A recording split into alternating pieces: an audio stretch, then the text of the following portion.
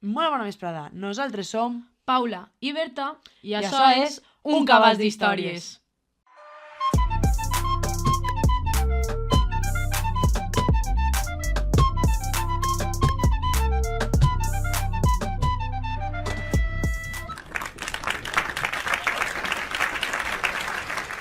Avui presentem el quart episodi de la roda de programes enregistrats en directe que formaran part de la segona temporada d'Un cabàs d'històries. Aquest programa, concretament, l'estem enregistrant a Sant Vicent del Raspeig, a la Universitat d'Alacant, dins de la 8a edició de la Jornada de Grau de Filologia Catalana que organitza el Departament de la UA. Tot i que la capçalera vos ha desitjat bona vesprada, realment no anàvem a fer un especial per avui. Realment, aquesta gravació l'estem duent a terme de bon matí, i és que no són ni les 10 i nosaltres ja tenim la sala plena. Ens fa molta il·lusió que ens hagin convidat a participar a aquesta jornada, encara que, tenint en compte el tema que han triat com a fil conductor, haguera sigut molt lleig que no ens hagueren cridat. Per als que no ho sapigueu, el grau de Filologia Catalana de la UA, del qual som estudiants, organitza cada any una jornada que ens deixen a banda els coneixements teòrics habituals de les classes i es tracta un tema, normalment d'actualitat, que sobrepassa l'àmbit acadèmic i que no deixa indiferent a ningú. Enguany, l'eix vertebrador és el món de la creació i per això estem nosaltres ací. Aprofitant el fet que aquesta universitat està situada al sud dels Països Catalans, havíem pensat que seria bona idea que el nostre convidat també ho fora. I així ho hem fet. Avui ens acompanya a la taula Héctor Cámara. Natural d'Elx, ell és professor del departament, malgrat que roman segrestat a l'altra banda de la carretera. I és que treballa a Magisteri.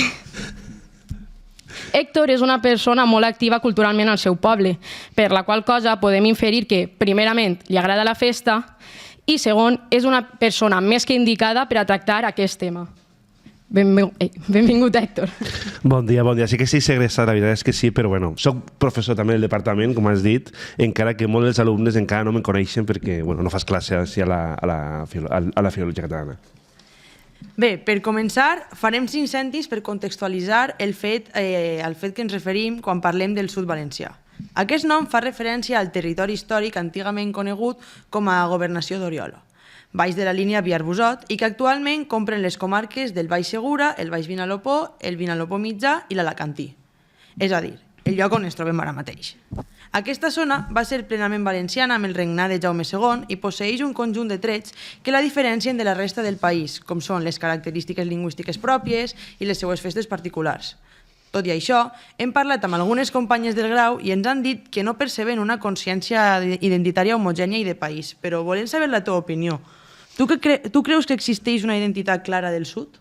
A veure, parlar d'identitat és molt complicat. Evidentment, segurament si parlem d'identitats i de la majoria d'identitats que n'hi ha en les comarques del sud, segurament ens sorprendrà i molta més gent dirà que se sent de la província d'Alacant, siga el que siga això identitàriament, que de les comarques del sud. Però crec que al final les coses se van creant. Hem de crear aquests corrents i aquestes identitats. I crec que és molt útil que el sud valencià, que és el segon territori amb més població del País Valencià, es considere alguna cosa més que el que és normalment, no? Perquè hi ha una part del país que considera que les comarques del sud són una mena de Múrcia Nord, i no és així. No? I no tinc res en contra de Múrcia, ni molt menys, però i de les relacions que n'hi ha a Múrcia, sobretot a partir del Baix Segura i del riu Segura, que connecta un horta que realment és contínua entre Múrcia i Oriola, no? Però crec que hem d'anar un poc més enllà. I crec que hi ha una idiosincràsia que és històrica, que és lingüística, que és cultural pròpia i que està un poc emmarcada per aquesta línia Biar-Busot que realment crec que marca aquesta diferència. Però també al mateix temps, no tampoc hem de centrar-nos en les diferències, també és cert que és una part valenciana i molt valenciana, més del que molts valencians pensen que és. I ara entrem en matèria. Héctor, què et sembla si comencem parlant del teu poble? Sí, podem parlar del meu poble, però possiblement estarem fins a demà. Sí, vinga, avant. Elx és la capital del Baix Vinalopó. I també el lloc on podem trobar l'obra de teatre en cartell més antiga d'Europa. Això ens ho va dir ell. Sí. El misteri d'Elx. Però realment no sabem què és el misteri. A la carrera ens han parlat de la seva importància vers a la llengua, el teatre, però no obstant això, aquesta festa va molt més enllà. I ara et preguntem, què amaga el misteri i per què ens ha arribat així? Crec que el misteri ens ho amaga tot. Vull dir, crec que és una gran ceba amb moltíssimes capes que anem desfullant i trobem moltíssimes coses segons el que volem trobar. No? Si volem trobar llengua, trobarem llengua, és a dir, tindré que persones actuals continuen cantant i la gent que és d'ells continua percebent la llengua d'Ausiàs Marc o de Joan Martorell del segle XV com a pròpia, em sembla màgic. Literatura. Si encara volem veure noves rimades o decasíl·labs clàssics, no recitats sinó cantats, estan ahí. Però és una obra de teatre que és com les obres de teatre medievals que no coneixem, moltes han desaparegut, totes han desaparegut excepte el misteri, però n'hi havia moltíssimes arreu d'Europa i sobretot en el Camp d'Aragó. I tenien un tipus de teatre molt contemporani, molt vanguardista, en el qual es trencava aquesta quarta paret, en el qual l'espectador i l'actor estaven relacionats, on l'emoció era essencial per entendre-ho tot. Però a més, i és el que has dit, que al final és la representació en cartell més antiga que tenim, i que això ho ha fet el poble valencià, no que ho ha fet el poble d'ells, ho ha fet el poble valencià. El poble valencià ha mantingut durant més de 500 anys una obra que ni Lope de Vega, ni Shakespeare, ni els musicals de Londres ni de Broadway, res ha aconseguit això. Però a més, jo crec que la part central, això hauria sigut impossible sense convertir-se en la festa d'ells, en el símbol viu del poble d'ells. I és importantíssim, perquè crec que com a festa és una festa molt rica i que es vincula, més enllà d'altres coses pròpies del misteri, es vincula amb altres festes de la zona, tant del sud com de la resta del país. I, clar, a les festes, amb el pas del temps, com és normal, es produeixen diversos canvis. Al misteri això també ha passat. Creus que segueix en evolució? Sempre, les festes sempre estan en evolució, perquè les festes, que són un element fonamental de la cohesió social de la comunitat, durant molt de temps les festes han sigut considerades, sobretot dels sectors progressistes, com un element a aïllar, no? Sobretot perquè les festes estaven relacionades amb la religiositat. I per tant es pensava que l'Església o les institucions eclesiàstiques i polítiques, sobretot les més antigues, tenien les festes com un element de control de la població, quan era al revés. Les festes són un element de subversió de la població, són els elements que tenim per a poder subvertir el poder. I aleshores, doncs, el misteri d'ells necessita canviar, igual que la resta de festes, perquè necessita adaptar-se a la societat.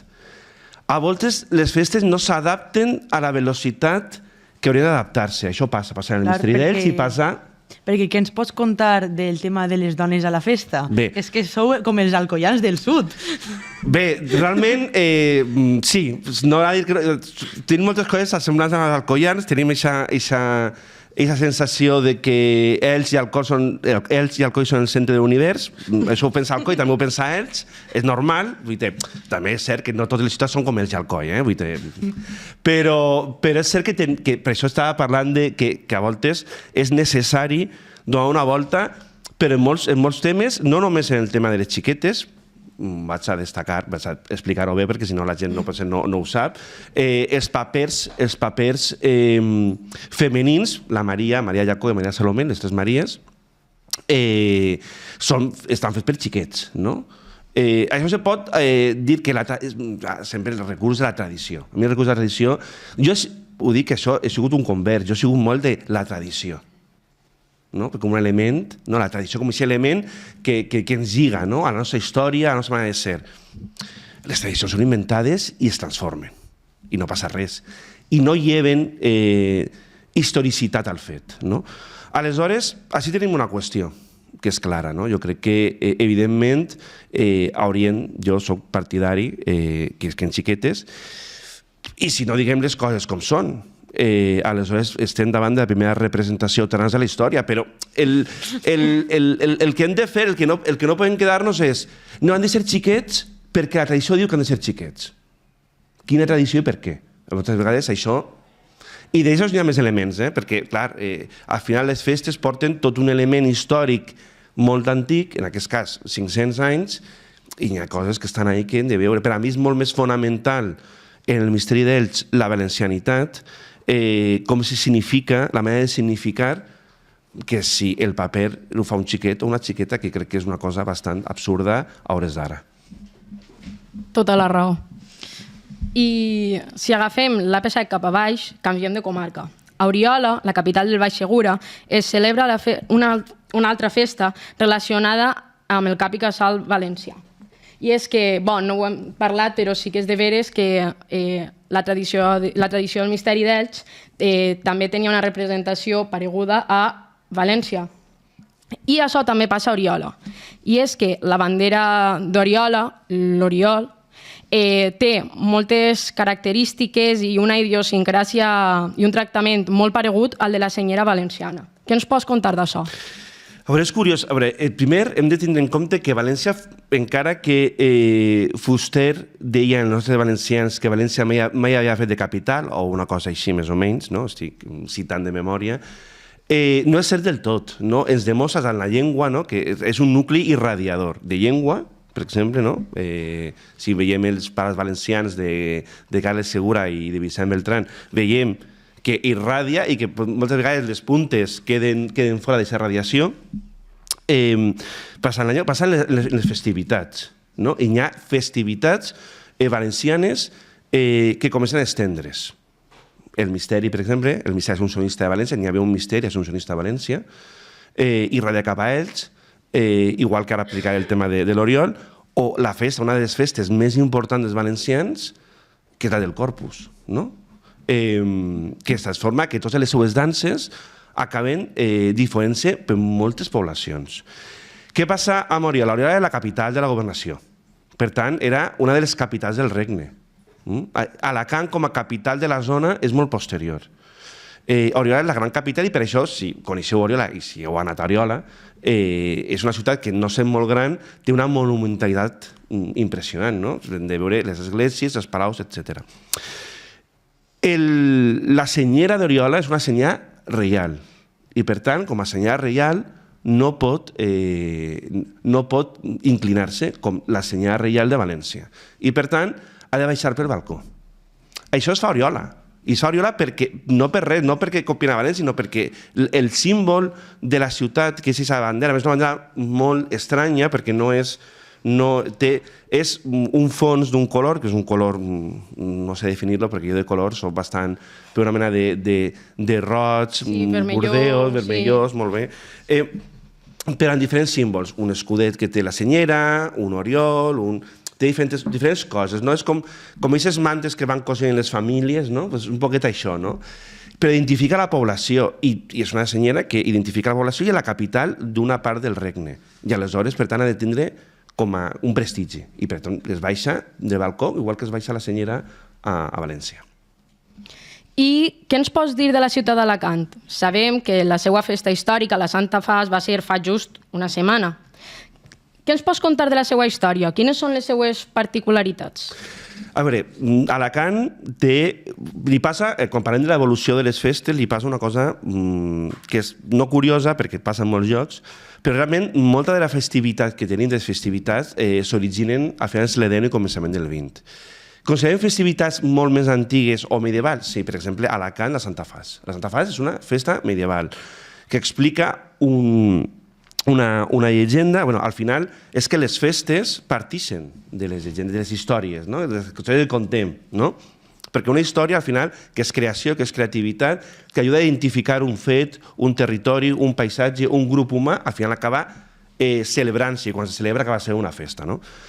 La Santa Fas té això, la llàgrima, el miracle de la llàgrima, que se demanava pluja, perquè hi havia una època de sequera molt forta, com la que tenim ara mateix, es va treure la Santa Fas, que no deixa de ser el drap de la Verònica. La Verònica és un personatge que no existeix, és un personatge fake, no existeix.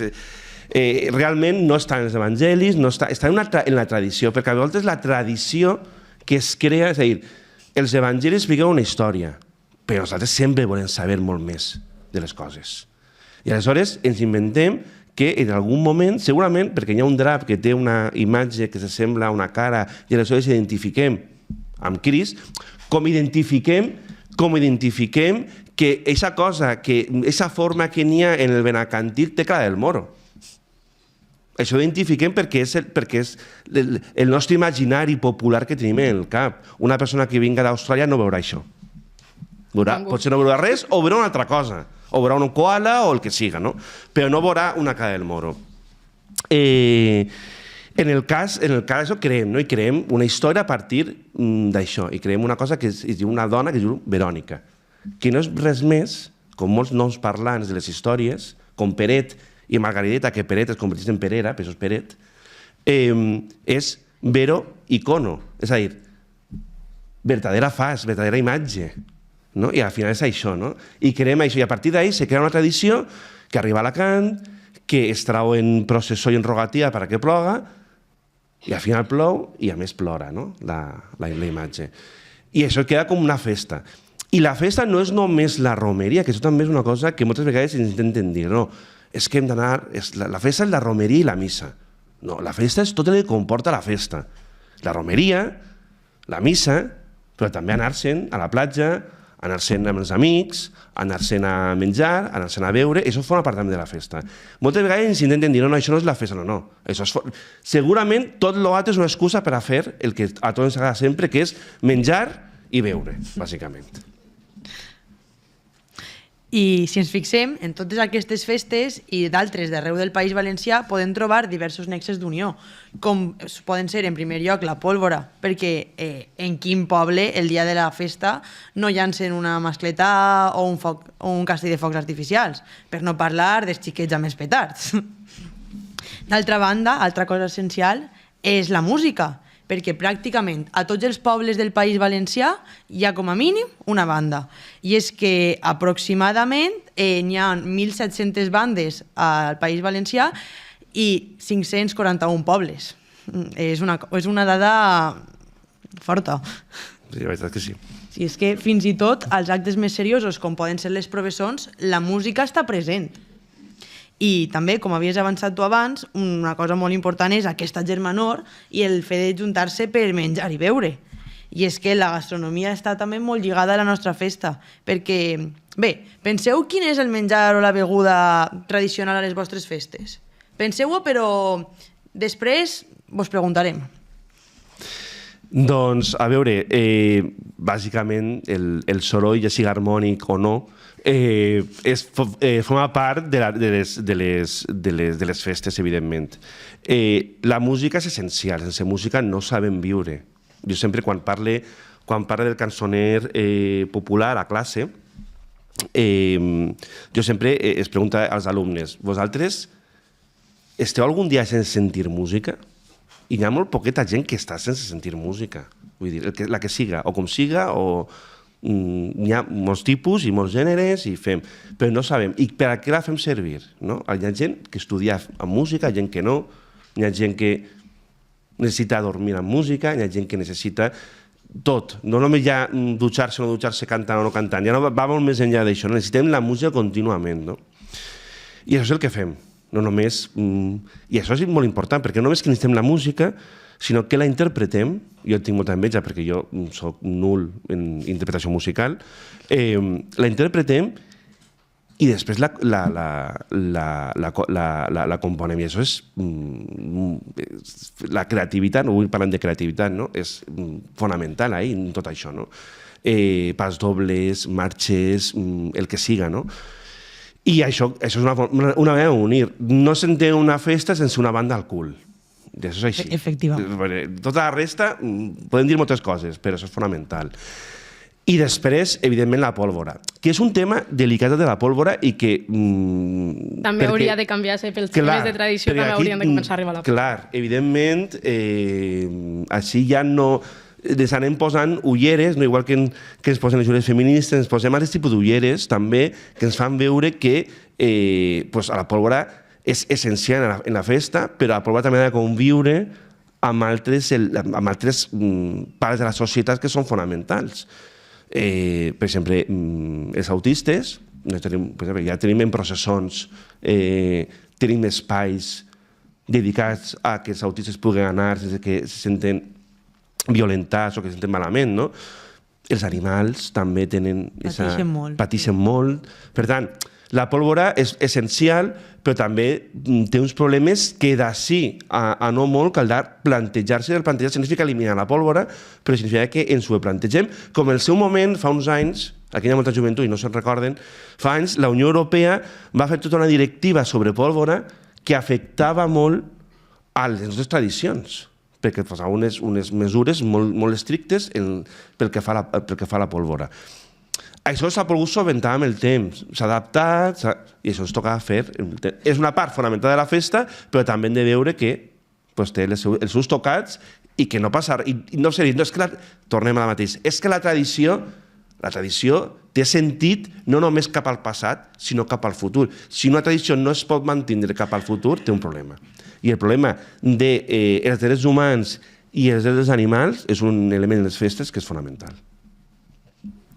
I a banda d'aquests nexes d'unió, que són la pólvora, la música i els menjars, relacionats amb les nostres tradicions i les nostres festes de moros i cristians, els diversos accidents geogràfics i les nostres llegendes, volem destacar, sobre tot això, la figura del musulmà, que deriva del nostre passat morisc. Les festes d'Alcoi ja ens parlen d'aquests conflictes, però també ho fa la cara del moro al castell de Santa Bàrbara o fins i tot el personatge del moro Musa. Vols contar-nos la història de la cara del castell? A veure, la cara del castell té diverses versions, perquè sabem que la literatura popular és molt creativa i aleshores no sempre hi ha una versió. Jo no soc Joan Borja, i per tant, vull dir que no té aquesta capacitat d'explicació que té ell, que realment és envejable. Jo envejo la gent que toca música que sap contar contes, no? A veure si soc un frau a l'hora d'estar així ara mateix. No, vas arribar així per mèrits propis. Però sí que és cert que, al final és una història sempre, totes les bones històries són d'amor, ja si al final és una història d'amor. N'hi ha versions que parlen de que és una musulmana, la filla del que portava del governador del castell, i un cristià. Altres parlen que es tracta de dos musulmans, uno ric i uno pobre, no? Però hi ha diferents versions. Al final la qüestió és que el pare és roïn, no? I el pare acaba impedint aquest amor. Aleshores, quan acaba matant el que volia casar-se amb la seva filla, el que estava enamorat de la seva filla, demana que... El que diu és que si al dia següent, el se salvarà si al dia següent ha nevat o apareix el camp blanc, no? Al dia següent apareix blanc, ell s'adona del seu error, ja havia matat a este home, i aleshores la filla se suïcida quan veu que el seu estimat està mort, i ell, que és un final molt semblant al tirant lo blanc, que al final acaba morint tot el món, un darrere de l'altre, se va morir primer tirant, després Carmesina, després l'emperador, i al final el que passava pel cantó és l'emperador. Així que passa igual, es llança pel Benacantil i mentre va caent va formant eixa cara del moro. Però és molt important el que diu del tema del musulmà, perquè el musulmà és forma part del nostre imaginari col·lectiu, perquè el buit creat pel musulmà, pel morisc, és tan gran que crea molts elements narratius, molts relats i moltes llegendes. D'això ve sobretot per l'expulsió dels moriscos de 1609, que és un element fonamental de la història dels valencians que és poc coneguda i poc tractada. Jo quan sempre intento parlar tant de les històries, les llegendes, les narracions, els relats relacionats amb els musulmans i després les festes, com els mous i cristians, sempre parla dels moriscos perquè és una tragèdia valenciana molt gran. Pensem que en 1609 un terç de la població valenciana va ser expulsada. Va ser expulsada per criptomusulmana. Un terç. Imagineu a cada una les vostres poblacions i penseu que més o menys sabeu quanta quantitat d'habitants n'hi ha, penseu que un terç d'un dia cap a l'altre està expulsat. Expulsat al nord d'Àfrica sense cap explicació. És Com una si el nord d'Àfrica barbaritat. fos la casa era esta. I com dic jo, i com s'ha dit moltes vegades, encara que al llarg de la història de la península ibèrica, i ara m'he posat un poc dramàtic i tràgic, al llarg de la història de la península ibèrica, sí que és cert que venen contingents de població, quan s'expulsen els moriscos s'està expulsant una part important dels indígenes de la península ibèrica. Aquests ibers que es van romanitzar, que després es van cristianitzar, que després es van islamitzar, que es van tornar cristianitzat i, pam, nosaltres som els que venim del nord. Aquesta reflexió és important que ho diguem, no? Perquè si no, no podem trobar llaços i connexions entre diferents cultures i diferents pobles. M'he passat, no? No. Estàs tranquil, perfecte, estàs anem superbé. Maribel estarà contenta, espero. Aquesta és una de les nostres històries preferides, però bo, ja deixem de banda les llegendes i ens centrarem en el nostre públic. Ara és el vostre moment. Vos convidem a pujar a l'escenari a contestar unes preguntetes ràpides sobre els vostres pobles. Vos animeu? Va, qui vol començar? Puja, puja. Va. Vine, que te queda la iaia. Bé, comencem per tu. Nom? Andrea, Poble? Crevillent, Quin és el patró de la festa del teu poble? Sant Francesc, Quina és la festa del teu poble? els moros i cristians. Quin és l'acte que més t'agrada? El mig any que comença aquesta setmana. Ah, claro. Quin és el menjar típic? Menjar típic és més a Setmana Santa, però Bueno, pues pots dir-lo. És que l'almorzar de divendres sant, quan se puja al Calaball, també està bé. sí. I tens alguna beguda preferida relacionada amb la festa? No. Següent ronda. Nom, Maribel, alumnat o professorat? professora, Poble de procedència. Bolulla, Patró o patrona del poble? Sant Josep. Quina és la festa del teu poble? La festa del meu poble es fa actualment en el mes d'agost. Abans es feia a l'octubre, com en altres poblacions, perquè era quan s'acabava tota la faena de l'any de les collites. I ho van canviar en el mes d'agost perquè en octubre sempre plovia. Aleshores, com que en agost no plou, doncs ho van canviar. Ho van canviar a finals dels anys 70. Quin és l'acte que més t'agrada de la festa? L'acte que més m'agrada de la festa és quan comença la festa que revoltegen les campanes. Menjar típic? El menjar típic en l'actualitat és la paella gegant de la festa, però tradicionalment doncs la paella. Beguda preferida? Beguda preferida, l'aigua. I alguna llegenda a destacar?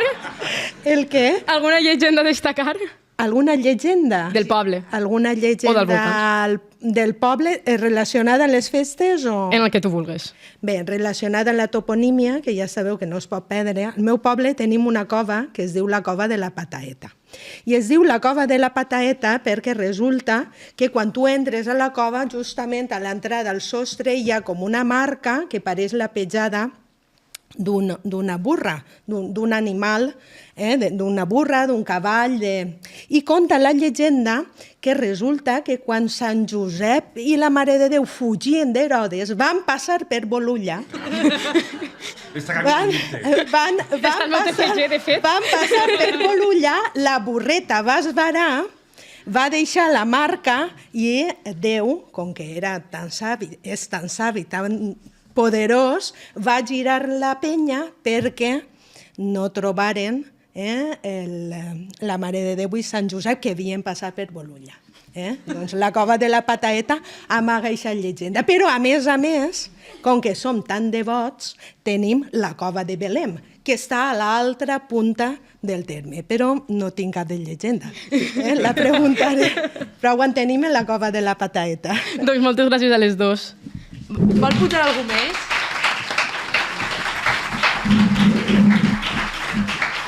Va, Jordi, puja tu, que tens ganes de participar en el programa. Vinga, un poc de Sant Jordiet o algo.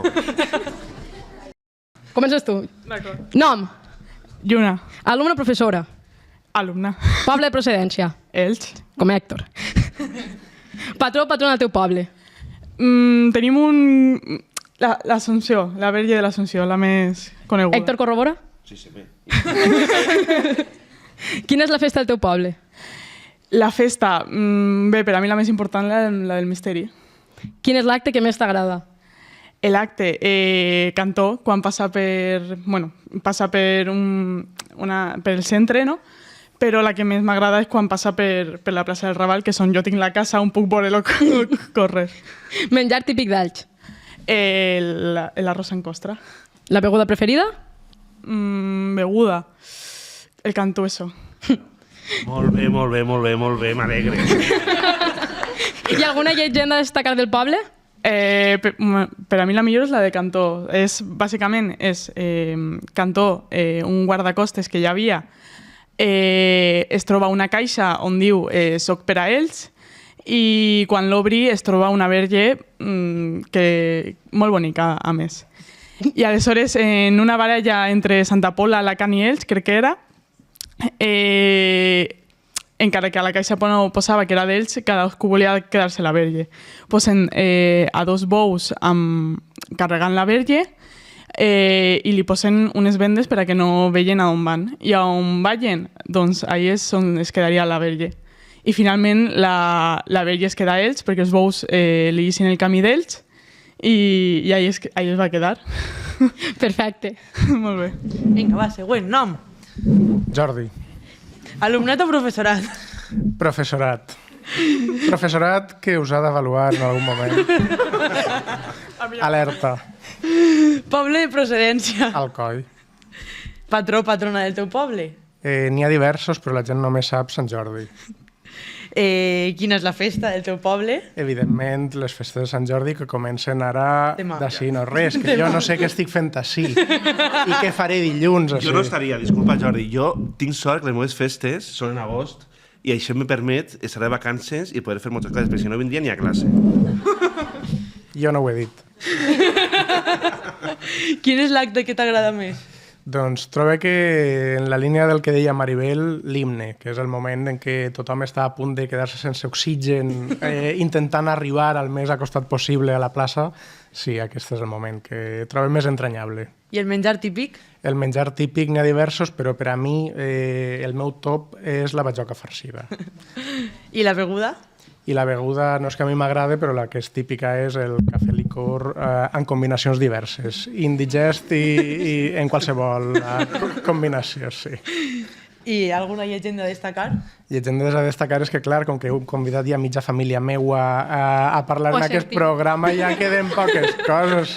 Per a mi ja la favorita és aquelles cebetes amb una imatge que màgicament semblava la Mare de Déu i que ja va vindre Rocío a presentar el vostre programa, l'aparició de la Mare de Déu dels Lliris, per com és d'entranyable i perquè després, si voleu llegir, hi ha les actes notarials en què s'explica com estava tot això, que és molt graciós veure contrastar, no?, el que diu la documentació amb el que ha arribat a la gent. Molt bé. Moltes gràcies als dos. Vinga, va. Bo, comencem. Nom. Pau, Alumnat o professor? alumne. Poble de procedència? Castalla. Patró o patrona del poble? La Mare de Déu de la Soledat i Sant Roc. Quina és la festa del teu poble? Els moros i cristians. Quin és l'acte que més t'agrada? L'arranc de músiques. Com Jordi, no? Menjar típic? Gaspatxos, amb toc de pebrella. Beguda preferida? L'aigua llimó. Un clàssic. El bàsic. I alguna llegenda a destacar del teu poble? La serp del Litero, una serp amb una llarga cabellera que habita... Irene sap contar-la millor. Irene, però... vols pujar? Això ho deixem en això. Ale, nom. Jo? Sí? Salomé, Alumnat o professorat? alumnat. Poble de procedència? Bocairen, Patró o patrona del poble? Sant Blai. Quina és la festa del poble? En primer lloc, els moros i cristians en honor a Sant Blai i després també tenim en estiu les danses en honor a Sant Agustí. Hi ha algun més de Bocairen a la sala. Sí? Quin és l'acte que més t'agrada? L'entrar. I el menjar típic? Tenim les batjoques farcides, però com hi ha altres pobles com Alcoi que també les tenen, diré una altra cosa que és exclusiva de Bocairent, i no us la poden agafar, són els pastissets de monjo que feien les monges agustines en el convent i tenen una recepta secreta que ningú sap. I a més una història que m'agrada molt i em recorda quan... Bé, la meva primera faena va ser en una pastisseria, quan tenia jo 16 anys, treballava de dependenta, i sempre la gent em preguntava, quan venia també gent de fora, ai, això de què està fet? I jo sempre els contava la història que ho feien les monges agustines en el convent, que són monges de clausura, i que només elles tenien la recepta i la pastisseria tractava de fer-les com ells pensaven. Ells pensaven que portaven aquests ingredients, algunes dones del poble ho feien a casa conforme elles pensaven, però és un secret que ningú sap.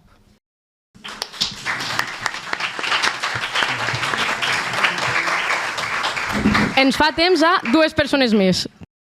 Vinga, comencem. Nom, Mercè, alumnat o professorat, alumnat, poble, la Nucia, patró o patrona de la Nucia. Sant Rafel i Sant Vicent Ferrer també són molt devots i la Verge de l'Assumpció, que ningú se'n recorda d'ella, pobreta. Vale, tot el santoral.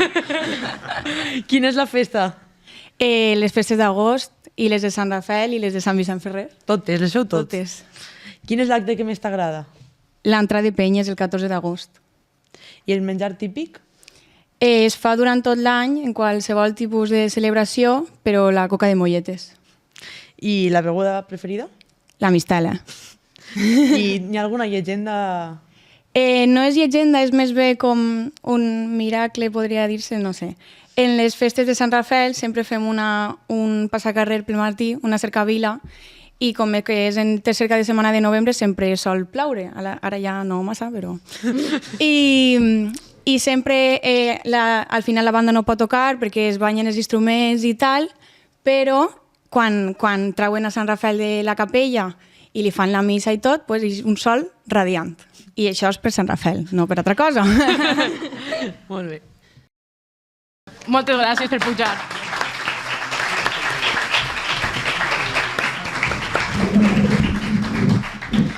Moltes gràcies a tots per haver volgut participar d'aquesta bogeria.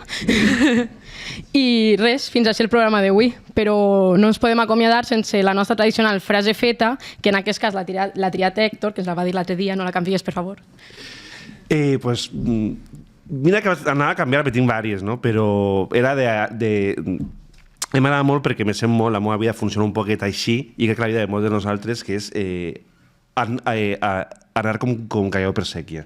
Per a mi és fonamental, sobretot perquè els valencians tenim en la merda i en el sexe vinculat a la simbologia de les fruites i les verdures, crec que un patrimoni cultural molt gran que hem de protegir, un patrimoni immaterial. Per tant, crec que hem de continuar els valencians parlant de merda i de sexe contínuament, perquè crec que és el que ens identifica com a poble. Ja ens ha quedat el programa de merda.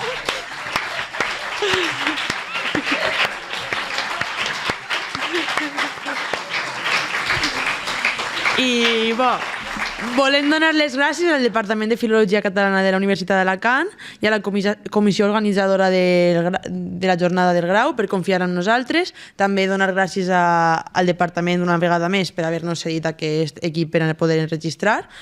I també a Héctor per acceptar la nostra invitació, que esperem que ho hagis passat molt bé. La veritat és que sí, l'he passat molt bé. I a tots vosaltres que heu vingut a veure'ns i alguns que heu pogut participar. Moltes gràcies.